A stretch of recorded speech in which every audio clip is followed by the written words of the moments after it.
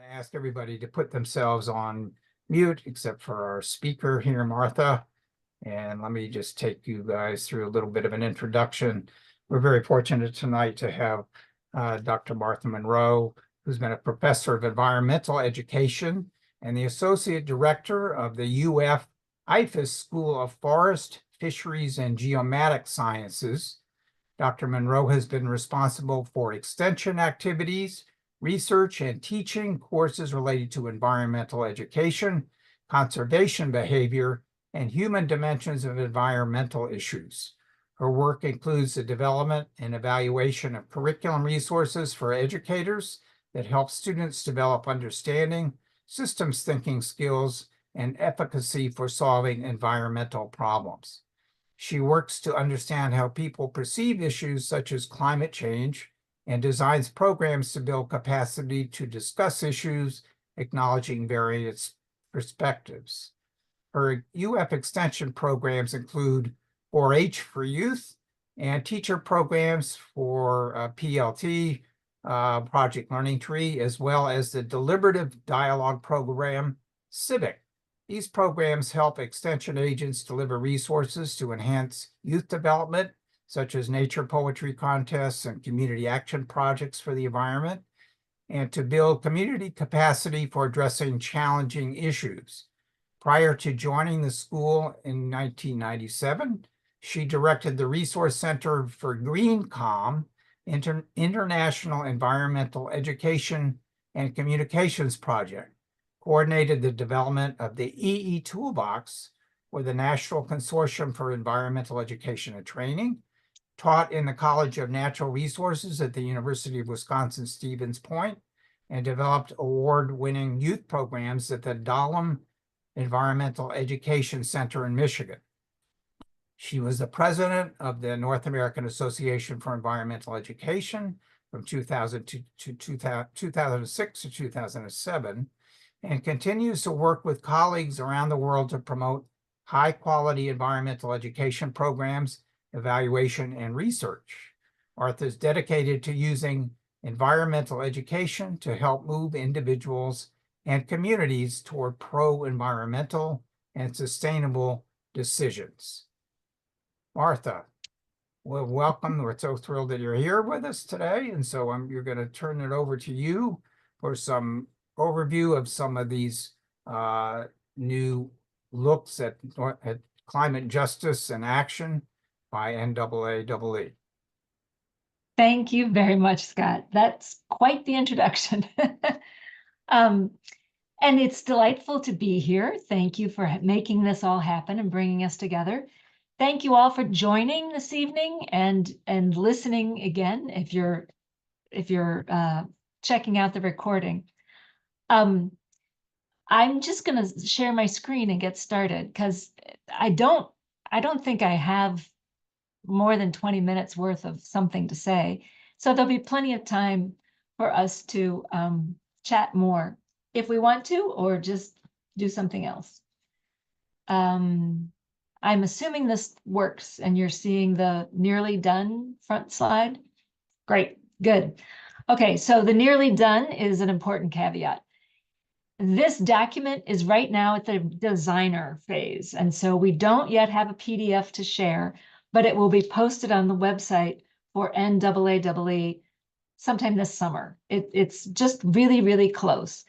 And what we're talking about tonight is the newest set of guidelines in a series called Guidelines for Excellence.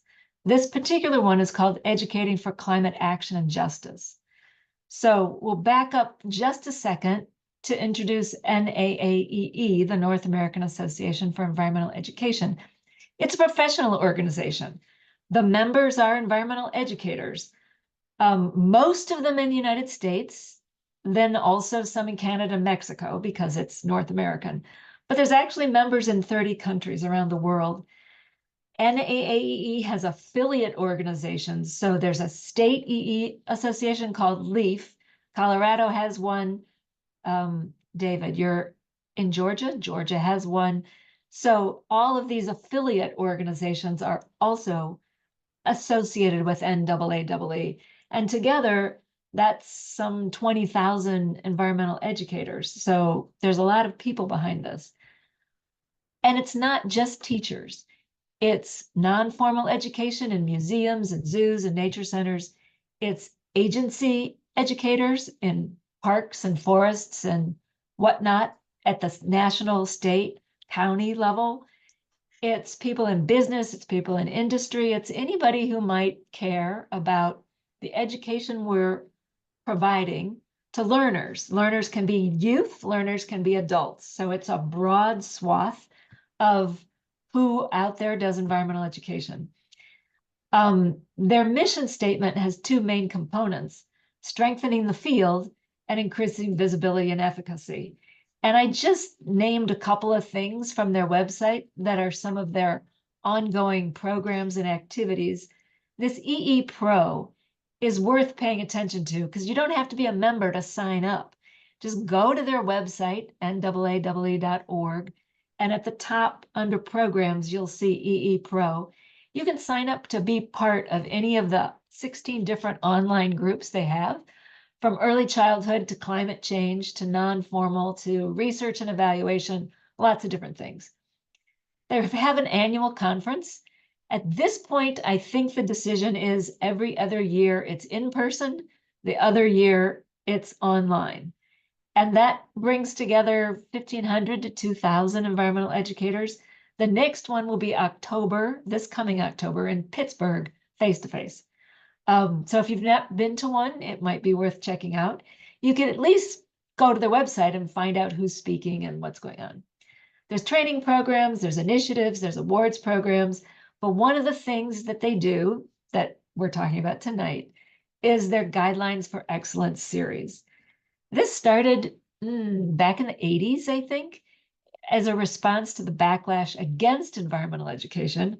And we said, wait a minute, this is what good environmental education is. These are the materials, these are guidelines for developing materials or for figuring out if you're looking at an excellent material, how we teach teachers, what we should be teaching youth, how we design non-formal programs, how we develop community engagement, and how we think about early childhood. These are funded by the US EPA Office of Environmental Education, and some of them have funding from other organizations as well. They go through a long process to create them, which I'll say in just a minute. But these are the existing ones, and you can see that they're mostly around processes. They're things that environmental educators do in their work. They develop programs, they teach teachers, they engage the community. So this one on climate change is the first time we've tried to delve into something that's not a process, something that is content. And it was new and different for us. All of these are developed by a team of people, and they get feedback from the community over and over again. So there are hundreds of people who submit comments. I think Bora counted over 1,000 different comments for one of the ones that was most recently developed. It's usually takes about 3 years to go through this process of editing and fixing and changing and sending it out again. And so it's not any one person that sits down to write these things. It's really a team effort that involves the entire community. And what happens as a result of developing it is that we really sort of hunker down and think about, wait a minute, what's typical, but what's excellent? How do we move the bar and move the whole profession up a little bit? And then once they're published, there's an opportunity for people to sit down with them and say, hey, is this what we're doing? Is this what we should be doing? Does this match what we want to do? How do we do it better? And so it's really building the profession. They all are formatted around this list of things at the very bottom. There are key characteristics, 5, 6, 7, not very many of them. Each key characteristic has guidelines.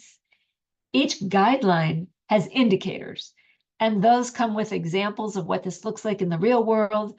There's usually resources and definitions and for more information, go here. So it's a resource. It's a lot of information glued together. All right, so EPA with the new administration that came in 3 years ago said, climate change, we need NAAEE to tell us what climate change looks like when it's education. So the first step was to develop a committee of advisors, and these are the people who were on that committee, most of whom you may not recognize. Ellen is from the state of Washington. Billy Spitzer was at the New England Aquarium, I believe. So there are some people that have been doing this work for a long time. Then there's some agency people and lots of folks. Then they started doing some interviews of people who've been publishing and doing climate change education for a while. And so a broad collection of not just teachers or youth education, but lots of different things.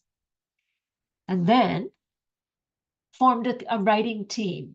This is the writing team for the climate education guidelines. It's led by Boris Simmons. She's been leading the development process for all of these guidelines. So she should get a gold star.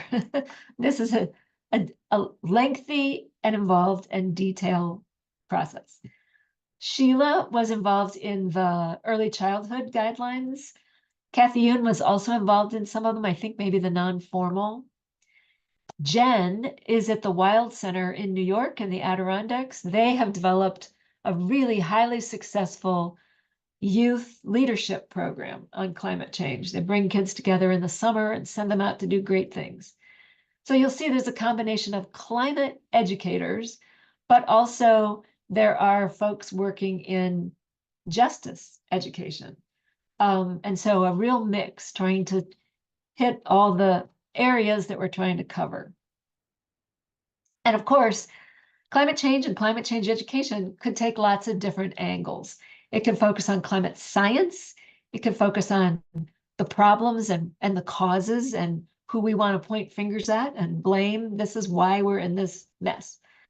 It could look at solutions and what is being done or what could be done. And it could look at processes of how we go about creating a new world that respects and understands climate change. So these were some of the questions that we asked the advisory board and in the interviews to sort of give us a framework, give us some shape, put some, not boundaries, but start to define what it is we're talking about. So when the writing team first came together, they had that information to start with. And so we started off by saying, we're talking about using education as a tool for addressing climate change. And that means not only the historic changes, but the future changes, changes that we need to implement as a response to climate change. So we're really looking at a future viewpoint more than we're looking at past. We also decided in the beginning we were aiming for a broad range of educators using education as a tool for addressing climate change. So we're not just talking about teachers. We're not just talking about youth. We're including church groups that may have a group of adults sitting together saying, we should do something about climate change. We should understand it, and we should do something in this community. And so keeping all those different possible educators in mind was really hard. And so the guidelines do not say third graders should learn this and high school teachers should do that, but rather educators should be moving their learners to these kinds of capacities and capabilities and interests and knowledge. So it may not be as specific as what you're looking for, but I think it gives you a framework for saying, oh, that doesn't help me, but this really does. And then you focus on the pieces that you want. So there are several main pillars that we are looking at. One is looking to the future, looking for solutions. I don't think there's anything in the guidelines that suggest why climate change is happening. We're looking at solutions. And we're looking at we're imagining that educators are going to work with learners to take action. And so the action that would be most easy to do something about and perhaps most successful is likely to be local. So local solutions, local people, local resources, local actions. But that's part of the solutions. And getting an understanding of what can happen local means find out what other people had been doing. So it's not that they're limited to only local. They can also be looking at what's happening around the world. And action.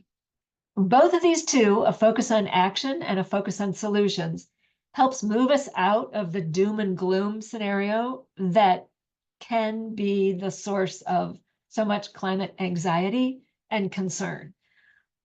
We don't want to paint rosy pictures, but we also don't want to make people feel like there's nothing they can do. The hopeless and helpless response is not useful either. So images of what people have done, images of what people could do, and practicing some kind of action doesn't have to be a big thing, doesn't have to be a march on City Hall. And in fact, some of this is inspired by the Fridays for the Planet and School Strikes for Climate. Youth have been doing some amazing things around the world, and recognizing that and that it's time to help educators help more youth take action or any kind of learner is part of what we're talking about. And then there's the justice piece. Oftentimes people talk about climate justice as a function of understanding that the impacts to climate change are not going to be felt universally and uniformly around the world. Some people are going to bear a bigger brunt than others. That's a piece of it. But another piece of it is, as we think about solutions and adaptations and changes that we want to implement in our community, those too are going to be felt more by some people than others. And not only is that awareness important, but the engagement of all those people in defining and selecting and prioritizing community climate actions would be really, really important. And so helping youth understand some of those elements and how to move in that direction is part of what the guidelines are suggesting. That doesn't mean that that you can't have a project of tree planting. So not every project has to have a justice component, but which trees and where the trees go and who's involved in making these decisions might have a justice component. And so it can be all woven together. Yes, climate justice. I think I just said that. Actually, we've been finding that in some areas, I think, well, I don't want to make any generalizations about us, but many people come to climate change education from the climate science realm. And we can't assume that that's going to be the hook that attracts everybody, because some people begin by saying, well, that's just not fair. And we should do something about it for those vulnerable, whatever they are, if they're pikas on the mountaintop, or if they're people on the coast, or people in a hot urban area that doesn't have a lot of tree cover. It's the moral and ethical element of the problem that engages some people more than the science. So neither one is the whole story, and either one can be the starting point. So we don't want to ignore the fact that some people will be attracted to climate action because of the opportunity for affecting justice. So let me stop there for just a second to see if anybody has a question. That's the beginning. That's the orientation. And now I'm going to talk about what are the key characteristics that we've identified. Does anybody have a question? I have a question. This is Rhonda. Thank you for that. Sure. I'm sorry, did I just jump in? I'm using my phone because my computer is weird, so I can't see everybody else. You're fine, Rhonda. Go ahead. So one of the things that keeps people away from thinking about climate or even opposing climate as an issue that they need to deal with is just fear and the enormity of it all. So does does the program consider easing people into it and minding the fear they may have and those things that repel people from it ordinarily? So that's a great point, and I agree, that's often a reaction to it.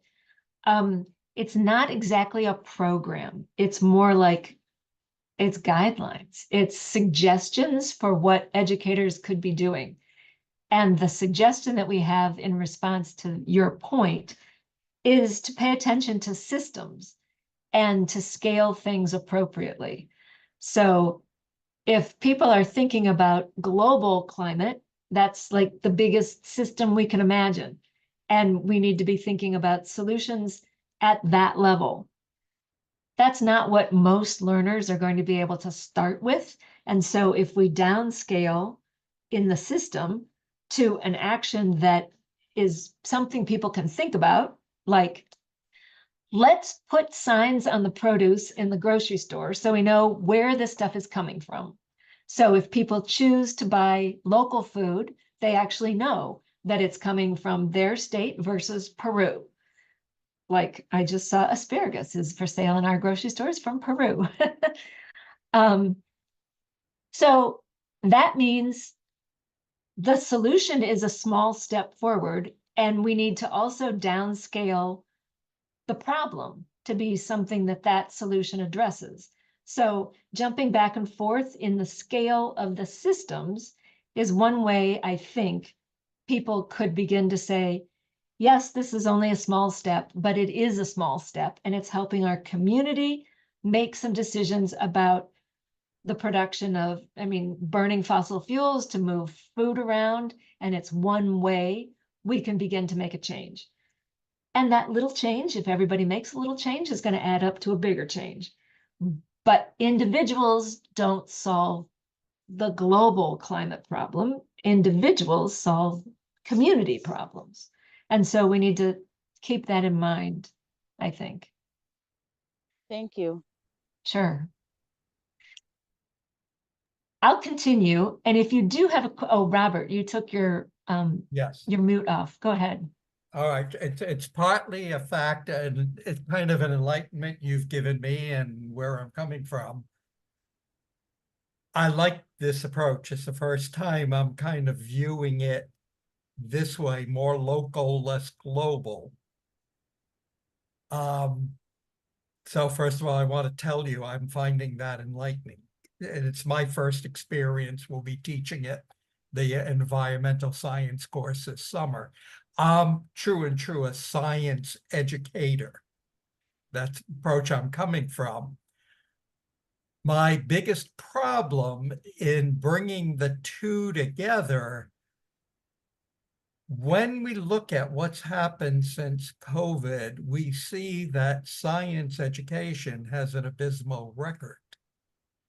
People do not understand the process of science. They do not buy into it, if you want, and see it as a problem-solving method. And I've been trying to rectify that. I like this step. It's probably more than a question. I'm just saying as a comment, I like it. I like what you presented. It's kind of giving me a different view on that picture of the environment. And from my perspective as the strict science educator, pulling it together. So not quite a question, but I just wanted to bring that up. Well, great. Thank you. And you remind me that I should have also said earlier, we started this process just as NOAA, the National Oceanic and Atmospheric Administration, they're the place where there's a climate education office at the federal government. They developed climate literacy guidelines, oh golly, 15 years ago, maybe longer. And they have been they started revising their guidelines at the same time we started creating these. And so we didn't step on their toes. We didn't say, This is what educators should be teaching about climate science. We said, we're going to give them climate science. That's what they do. That's what they know. We're going to look at some other elements, but recognize that climate science is part of that foundation. So you might want to go to the NOAA website and look for their new climate literacy guidelines. And if you don't find them, let me know. Well, actually, I'll work with Scott and we'll start posting some links to things. They might not be available yet, but they're coming. And so I'm writing that down, because I think they'll really help you. I haven't seen them yet, of course, but they could help. Okay, so these key characteristics. We were brainstorming everything we know about good, effective climate change education, and a whole bunch of stuff relates to how the educator approaches the learners, the atmosphere they create, the strategies they use. And so we grouped all those things together under the first characteristic: collaborative, welcome, responsive learning environments. And then we said we need a foundation that has to do with what people know. So knowledge and skills to foster climate action. That includes understanding climate change, globally, locally, everything, but also thinking about action. And then we said, it's not just a cognitive foundation. We also need the affective. So we said attention on climate emotions. This is where we can talk about preventing anxiety. We can talk about building constructive hope. We can look at efficacy, because the combination of efficacy and hope starts to create some more, yes, we can do it feeling. And so that's important. And then we focused on action with locally focused, community driven, and civic engagement for climate action. And, I think, oh wait, I do. I can find the chat. I am sending a 2-page handout that lists these 5 characteristics along with the guidelines. And so each guideline is sort of explains what we mean by that characteristic. So under knowledge and skills, build awareness. Now remember, some of these educators are early childhood and some of them are university. And so we're trying to give it something to everybody. And I don't think any one educator is going to say that all of these are appropriate, but we want every educator to find something that's appropriate. So understand climate processes and systems. That's where we send them to NOAA. And then not just the climate process in earth science that has no people involved, but also understand human systems. So even economics and culture and how that relates. Systems thinking, action strategies, personal responsibility.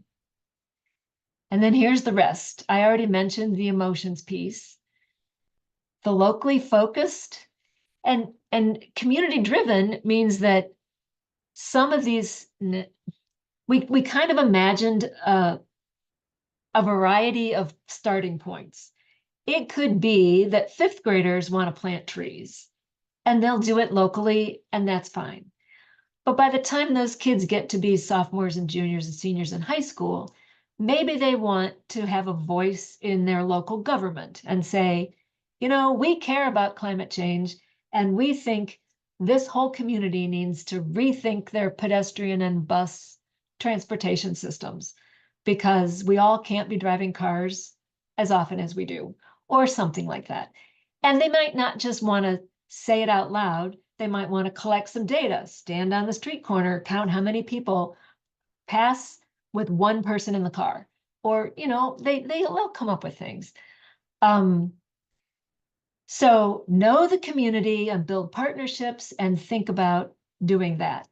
But the reason we said community driven is that when they start interacting at the community level, we want them to access community resources. And sometimes it's appropriate to go out on a limb and say something that nobody else has ever said. But sometimes it might be more successful if you work with other people who are saying similar things. And so start to work with the community and teach people they don't have to do it by themselves. There's lots of folks out there who care about similar things. And then finally, if it's appropriate and if they choose, a civic engagement action activity where they're doing, planning a strategy and taking action and celebrating that they accomplished something. So each one of these guidelines, each thing that has a square, then has indicators. And under those indicators, it really tells you, oh, now I see what this is all about. Now I can imagine what this would look like in my classroom or in my group of learners or in my, in my exhibit where I'm talking about this stuff. And so this is what you probably really want. And this is what's going to be available this summer because this is the piece that is at the designer. So each one of these things just took a lot of wordsmithing and a lot of back and forth. Is this what we're saying? Is something else what we're saying? So that's where the meat and the guts really are. And that's the piece I don't have to share with you.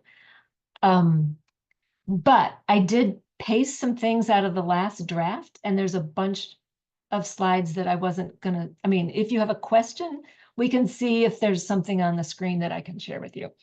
So that's what's coming. Oops.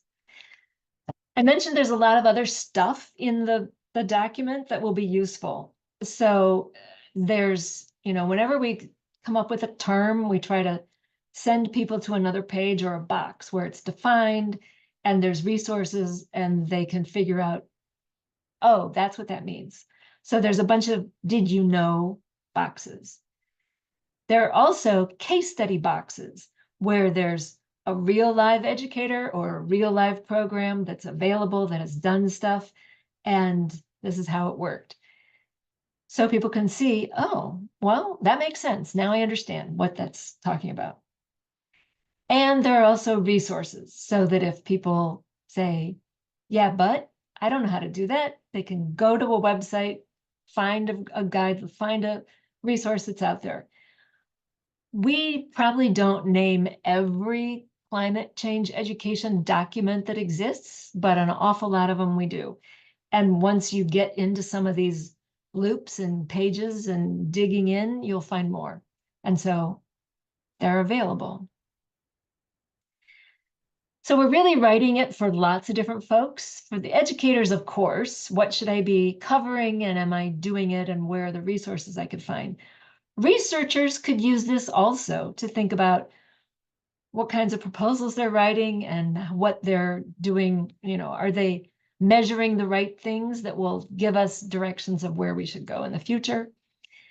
But of course, it's program developers and evaluators who can use it too for outcomes and objectives and resources, assessment, etc.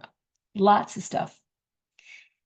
To get this, when it comes out, go to NAAEE.org, and at the top banner of their welcome page, there's going to be a programs toggle, whatever, button, whatever it's called. And if you go to programs, you'll get a bunch of options.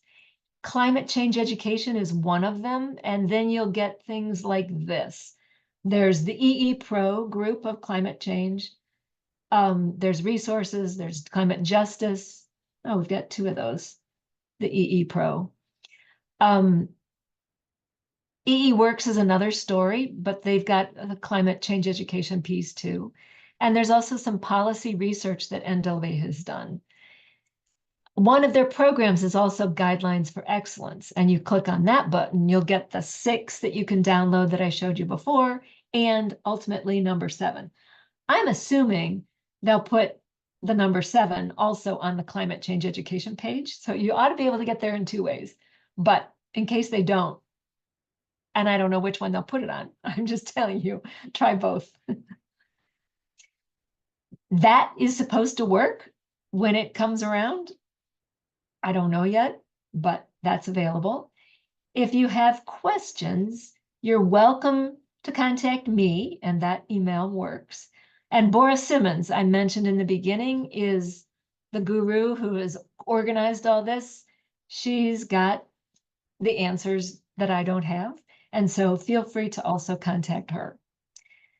Let me stop there and see if people have questions. And great, you're also, thank you for adding things, David. And Megan, I was thinking if you wanted to add something about scientists in the classroom for Robert's question, that would be great too.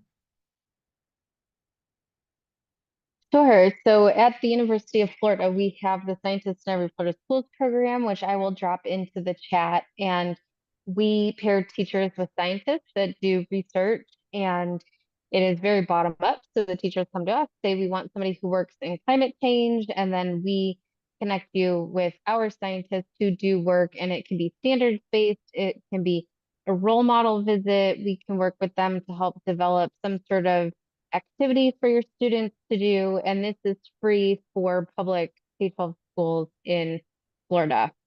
And so I will drop that into the chat, and we have been thinking a lot about civic engagement and ways that we can help support climate change-based standards in Florida. So if you go to last month's recording, we shared some work on how we can help support that, as well as Martha was also speaking a little bit about community action projects, and we have a whole curriculum to help educators engage folks in civic action for the environment that is based off of the Earth Force model. So I talked about both of those in my presentation last month.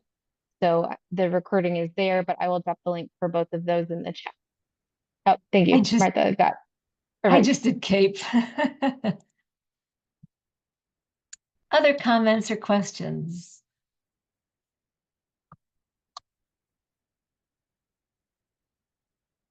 Oh, David, you're on mute.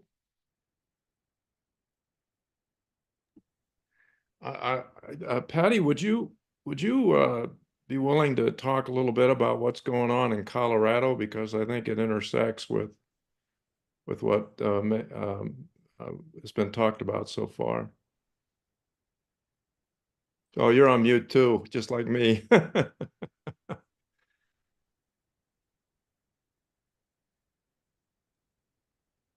You know, we are just getting started with a third act Colorado group. So we are pretty new. The connection that I have to this group, third act educators, and then to you folks, is through Tiff Boyd, who's doing the Classrooms for Climate Action. And she started here in Louisville, Colorado, which is right next to Boulder. So I've been listening in and trying to cooperate and send people who are interested in environmental education from our Third Act Colorado group, connect them with the educators group. But we're very new. I can't say that we've done anything of our own. We're just trying to refer people over and kind of network. This is an area of really great interest to me, and so I'm learning and trying to get some connections. So that's why I'm sitting in on this meeting. Yeah, and maybe for the people who don't know what Third Act is, it's a national group of people in their third act, that is, people over 60, third act of life. The group is a national group founded by Bill McKibben, and has thousands and thousands of members, and focuses on two issues: climate change and preserving democracy. There are many working groups, and I'm very involved with the educators working group, including a project team with Patty and Ann, who's down here, focusing on K-12 education. And of course, that's why we're so interested and welcome all the information you provided us with so far. But one of our main projects has been in Colorado with Tiff Boyd, who has founded a group, and I'll put this in the chat when I have a chance, called Classrooms for Climate Action. And it's so similar to what you're describing. And so I hope that this conversation might lead to some cross fertilization and new avenues for both ways. And I can, we're having a meeting actually on Thursday of our group, and I certainly will mention this. And Scott is going to be involved with that meeting too. So we've already got an avenue for making some connections between what we're doing and what you're doing. But TIF's project is really impressive.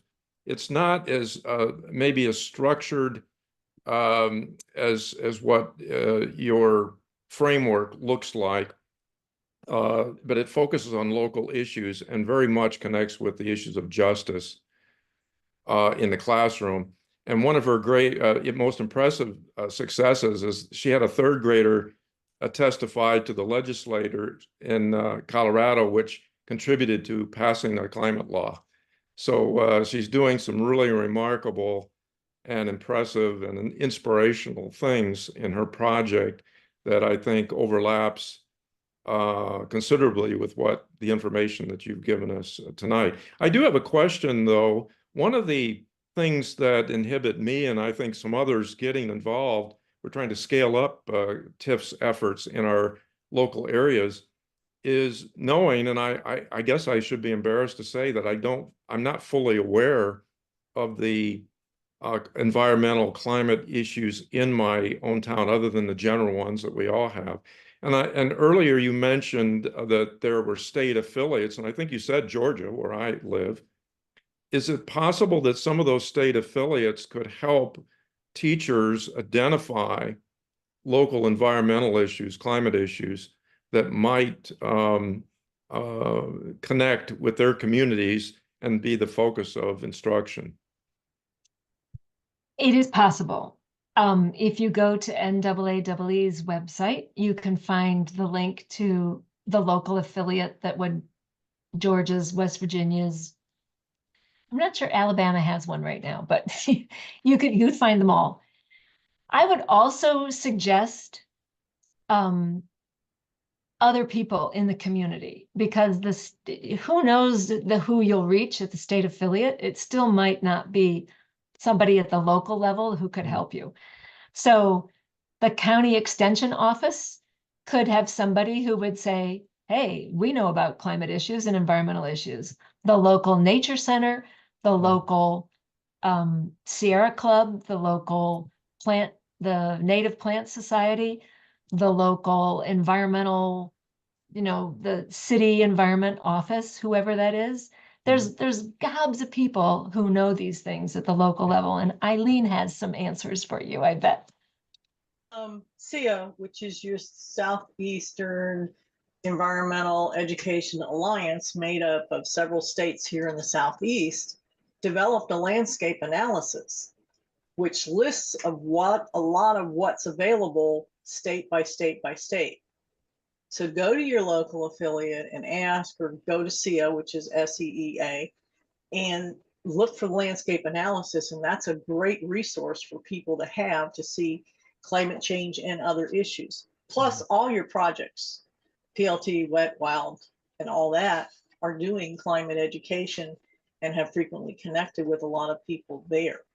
So those are resources for you. Eileen, thank you. Do you have handy a link to that Southeast organization? I don't, but I can send something. Or just put the name in the chat, and of course I can. Martha already did it. Southeast Environmental Education Alliance. Perfect. And so did Megan. What a team! What a team effort we have here. Their conference next year is in Kentucky. Okay.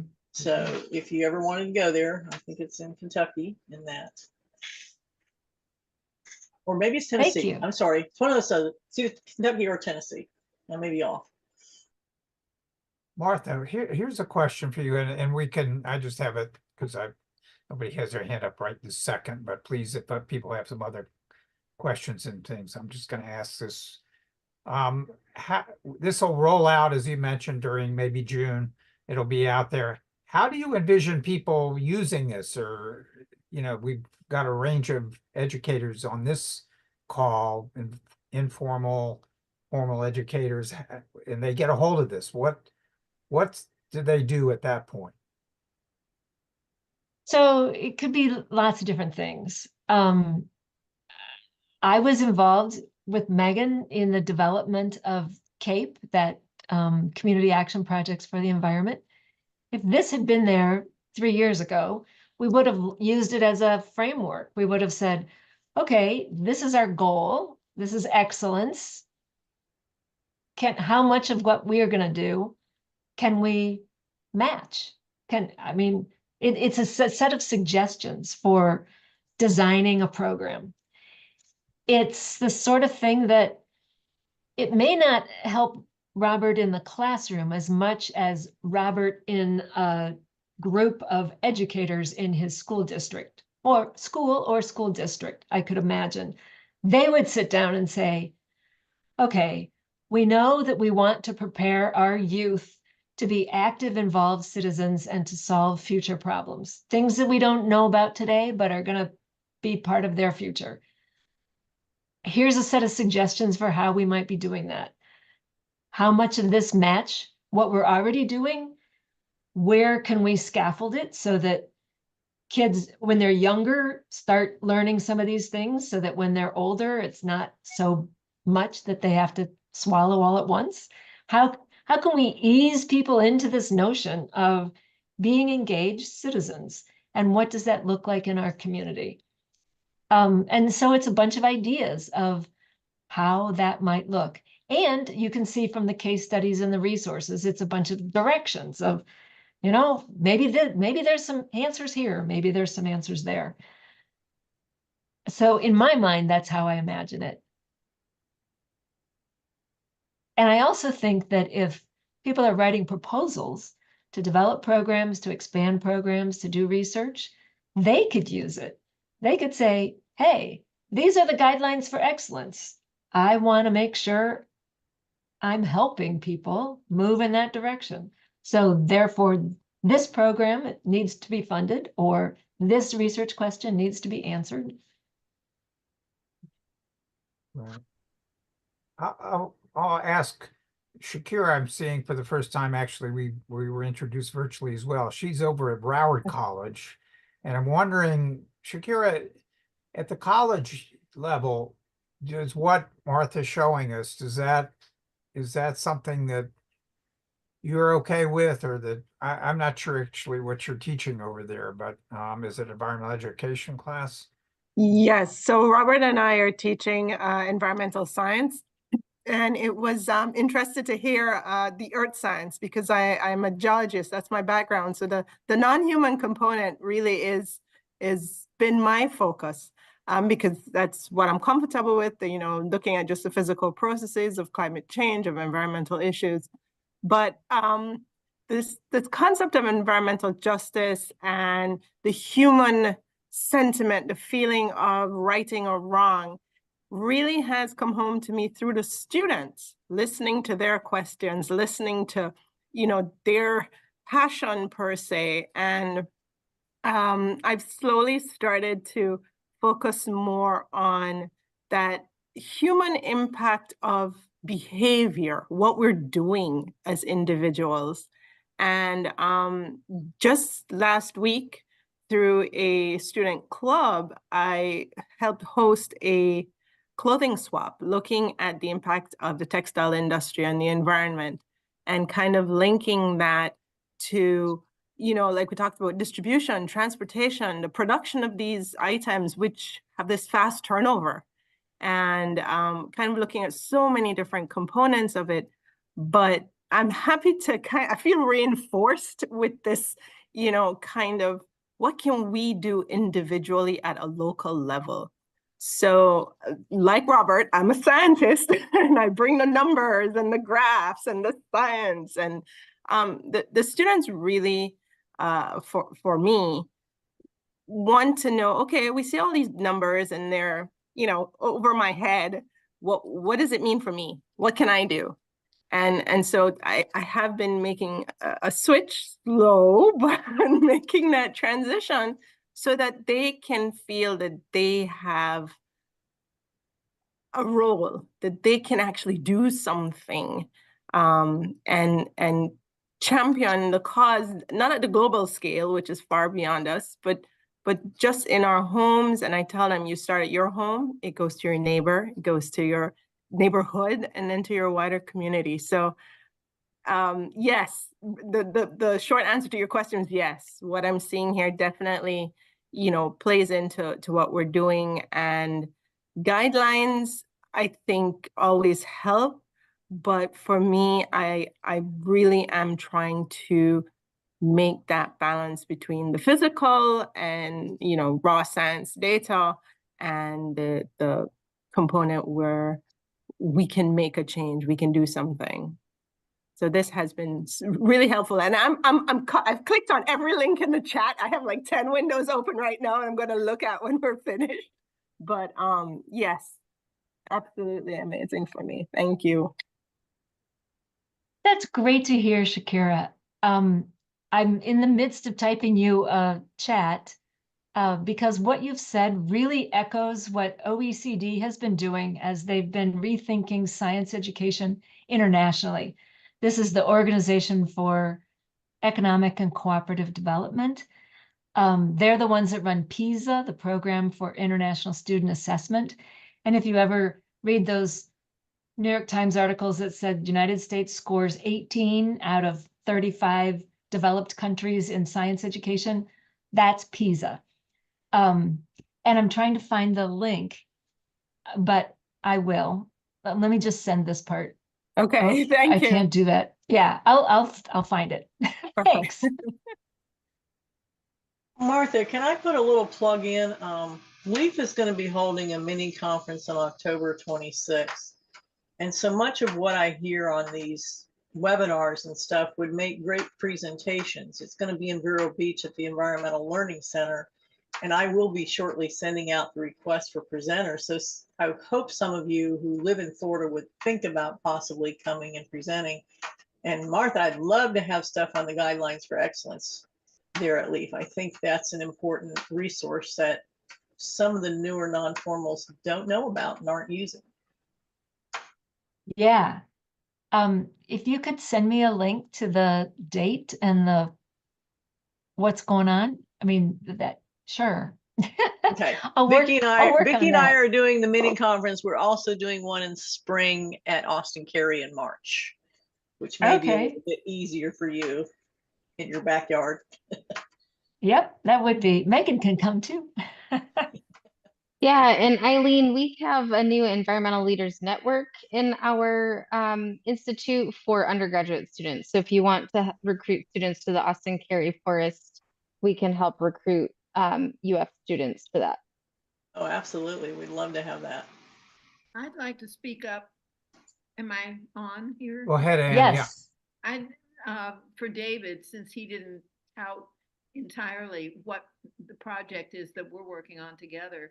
And it's an idea that retired teachers have a role to play in this environmental education, that classroom teachers have a hard time keeping up with just teaching and all of the requirements. And an untapped resource is to educate the teachers that are retired and let them come and co-teach with the classroom teacher. And that's a great resource. And as a well-retired teacher, I know that there's so much talent sitting around afterward, and maybe a quarter of people want to continue with that work. And so I thought that it's a very brilliant idea that Tiffany came up with. Thank you, Ann. That's great. Yeah, thank you, Ann. We'll have to make sure with David's help that everybody knows about the NAAEE guidelines here, right? So that they can have access to those as well. Any last questions? We're kind of winding up our hour here, and I want to make sure I show you little bit what's in store next time. Any final questions from anybody? All Yes, right. questions it's for the Rhonda. lecturers. I Thank just, you. Sorry, go ahead, Rhonda. yeah, I was just curious on the climate justice front, if it would be of any interest or inspiration to hear from the youth climate plaintiffs. My daughter is one of them for the state of Florida. And not only was it empowering, but it was also a reality check on what you can possibly do within our kind of skewed and corrupt judicial system. But it was without having to know all the technical details about what's going on, the youth were empowered to understand what their rights are, and fight for their constitutional right under the state constitution. And there's a case going on to support under the federal constitution, and it's all youth, and it's exciting. It's So I just great. didn't, yeah, it's really, it really is. I mean, the current state administration has made it difficult. And there's a bill that actually just hit our Florida governor's desk today that is going to completely eviscerate a lot of the good that they did, which is really a shame. But these are lessons also that they need to learn. And the difference between the youth and us in many ways is that they don't have a vote yet. They recognize they don't have a vote. So what can they do? Well, they have legal rights under their constitution, under the laws, even if they don't have a vote. And that's where they decided to, flex their muscles. Yeah, thank Rhonda. Yeah, it's a good question. I suppose, Martha, my related to that is there an exemplar in the standards that are developing, a case study or something about the legal avenues that Rhonda was talking about? I don't know if that is included. But it could always be that the website will contain more than the actual document does. So there could be more links added on. And certainly that EE Pro group on climate change could be a great resource as well of asking questions, getting answers, having lists of potential resources. So there's just a lot out there. Okay. Well, great. Well, Martha, thank you so much for this wonderful presentation and discussion, and the interaction we've had with our audience here has been great. So really appreciate you being able to participate here. We got lots of flying fish. Is that monarchs or Megan or fish? I couldn't see what that was. That's a monarch. Oh, okay, very good. They're migrating right now. I don't know. Yeah. Okay, well, thank you. I'm gonna just 1 minute. I'm gonna see if I can. I forgot to do this before. Let's see if I can find a presentation for the screen here, and I'm gonna show the second one here. And invite everybody next month. We're gonna have May 28th. Save the date. This is actually going to be Rachel Wellman and out of FAU and I visited. We had at the Youth Climate Summit here in Broward County a few months back. We did a presentation on about climate and getting input from the students at the conference. And we want to share some results from that and ask you what you think of that. And as a lesson plan, is that something that some of you might want to incorporate in your own classrooms, and what kinds of questions you might ask your own students about the best way to do climate education with them might be. So I'm going to stop sharing that now. And again, thank you very much, everybody. And appreciate you joining us this evening. We'll send a follow-up email. I'm going to save this recording, and we'll give you provide a link for this, and also some of the chat room materials here, so you can follow up with anything there that you want, and hope to see you again, and perhaps encourage you to join Florida FCEN if you can. And I'm sure we'll get some information I can pass around from David on third act as well, to encourage people to join that for the educators group. So thanks to everybody. And